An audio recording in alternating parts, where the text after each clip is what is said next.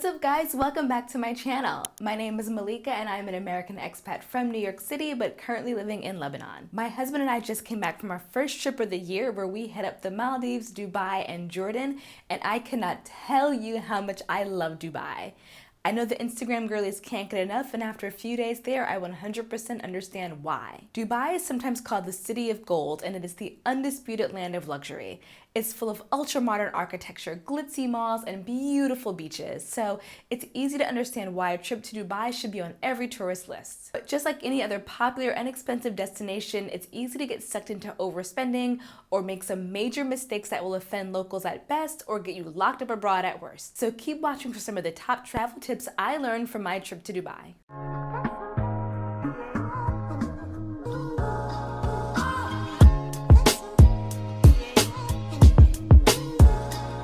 Number 1, get the Dubai Pass.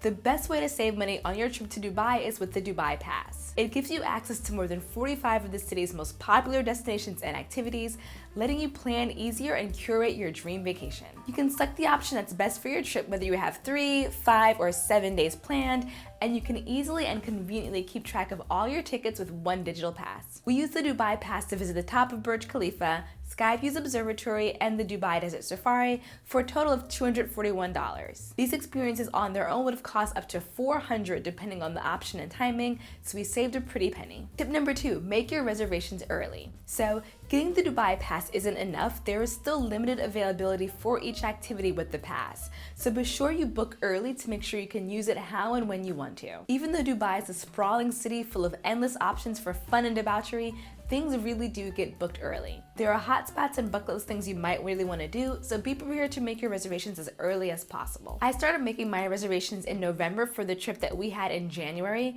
and a lot of the well-known restaurants, nightlife, and excursions were already getting booked that early. I was dying to go to Aura Sky Pool, but I spent a week or so debating whether or not the cost was worth it because it is really expensive, and by the time I decided to go for it, it was almost too late. In less than a week, one of my preferred dates got completely booked and I was only able to grab one lounge chair.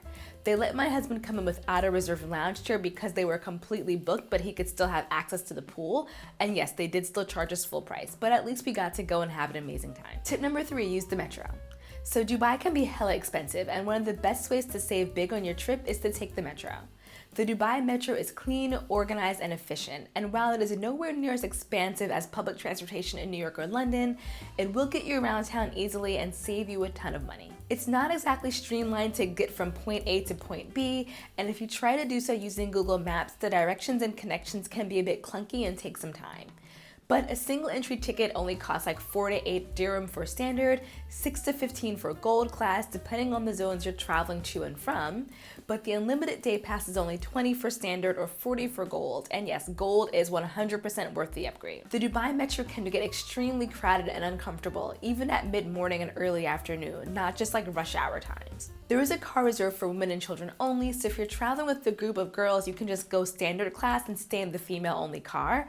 But if you're with a male partner or a friend, just trust me, get the gold ticket. It's worth it, you will thank me. We did a combination of metros and Ubers to save time and get rid of the weird transfers, but it still saved us hundreds of dollars in taking taxis all alone because those costs can really add up. Number 4, best times to go to Dubai. So November to March is the best time to visit Dubai. The temperature is beautiful, ranging from 30 degrees to 12 degrees, and things are pretty comfortable.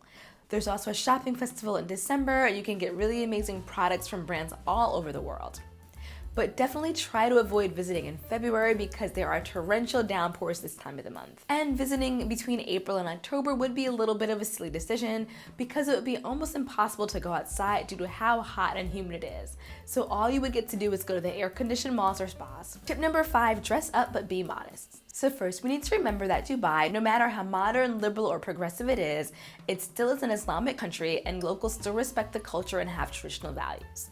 So you can dress up as much as you like and bring on all of the bling because the city is very fashionable, but just be sure not to disrespect the sentiments of your host city. It's always better to keep your shoulders and knees covered, and of course, you can wear a swimsuit at the beach, but not really anywhere else. Number 6, don't skip Old Dubai. While the city is known as ultra-modern, it actually has roots as a small, humble fishing village, and spending a day in Old Dubai is like hopping in a time machine to revisit their historic past. Old Dubai is divided into 2 main parts by the Dubai Creek. Diriyah to the east, and then Bur Dubai to the west, and the best way to get across them is taking a small wooden boat across the creek.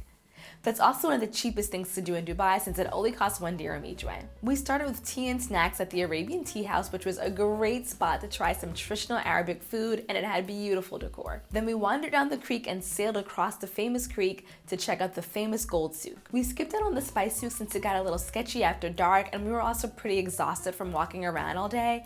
But if you have more time and are interested in stocking up spices, be sure to add that stop to your itinerary. But don't worry if you're short on time, a lot of vendors also sell spices in the gold souk, so you can still find some. And remember, if you are heading to Old Dubai, please be sure to wear something that covers your knees and your shoulders, maybe even add a scarf. It's the traditional part of Dubai and you want to be more respectful. Tip number 7, go to Friday brunch. So London has tea, but Dubai has brunch. Brunch in Dubai is legendary and it's a great way to get the most bang for your buck. Most restaurants offer different all-inclusive drink and food packages with live entertainment and an emphasis on indulgence. And trust me, these people go hard at brunch. They usually start on Friday, but they can continue to the entire day. So be prepared to block out at least an afternoon, maybe even an evening, and then time to walk it off afterward. And while these brunches can be expensive and over the top, it's actually a really good way to save money and experience the amazing Dubai dining scene. Alcohol can be extremely expensive in Dubai, so these open bar boozy brunches are a great way to get around the outlandish prices. The only problem is there are so many to choose from and reservations will get snatched up early. So again, like I said before, plan ahead and choose carefully. Tip number 8, take a day trip to Abu Dhabi. So another popular thing to do from Dubai is take a day trip to Abu Dhabi, which we did not do because we just didn't have time, and we've also both been to Abu Dhabi before, so we wanted to focus on Dubai. But if you're already over there, you may as well check it out if you're just a short drive away. You can rent a car for the day and drive yourself, or join one of the many tour groups that offer day trips. The main sight to see is the Sheikh Zayed Grand Mosque, and if you can time your visit at night, it'll be so much better. I went to Abu Dhabi on a long layover, and I went there about an hour before closing, and there were only 2 other visitors at the mosque. So it was a completely different experience than contending with crowds of tourists. So that is it, guys. Hope you found this video helpful. Let me know in the comments if you're planning a trip to Dubai, any other questions you might have to help fill out your itinerary. And if you like this video, please go ahead and give it a thumbs up, share it, and subscribe. I really appreciate it. I can't tell you how much it helps this channel. Thank you so much for watching, and I will hopefully catch you in the next video. Take care.